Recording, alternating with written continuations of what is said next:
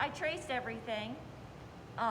The thing that's really cool about tracing it too is that I can run my hand over the image and I can feel like an indentation just so I know where I traced and where I didn't, because sometimes it's hard to be able to tell that.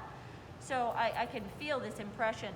And it did rip a little bit over here, the little piece of paper ripped, which it's fine, it happens. Again, there's so much moisture that got on this paper. So I'm just gonna carefully peel this off. So can you see that? Can you see that I have a really good impression of where I need to carve and where I don't need to carve? So I have the choice right now to carve my positive or carve my negative space. So that would tell me whether or not the flower is going to be black or the flower is going to be clay colored. So a lot of students ask me, well, if I carve the flower out to clay color, can I then paint another slip color where I carved? Yeah, you can. It's tricky though, because as you've seen the consistency of the slip and how many coats you have to put on, it's not that simple. You can try. The idea of sgraffito carving though is to get a contrast between clay and slip.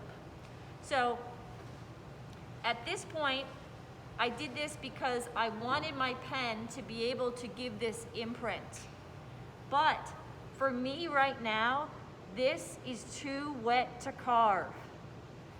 If I start carving and all the little chunks that I'm carving away start sticking back onto the piece or stick to my tool, it is automatically too wet.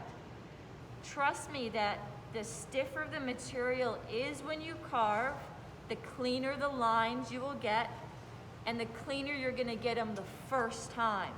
You're gonna have less cleanup, less streaking of that slip color. So it really is important of timing. But if you wanted to transfer an image, you need to do this on the little bit of the wetter side. So that's why I said there's multiple stages to how I do this.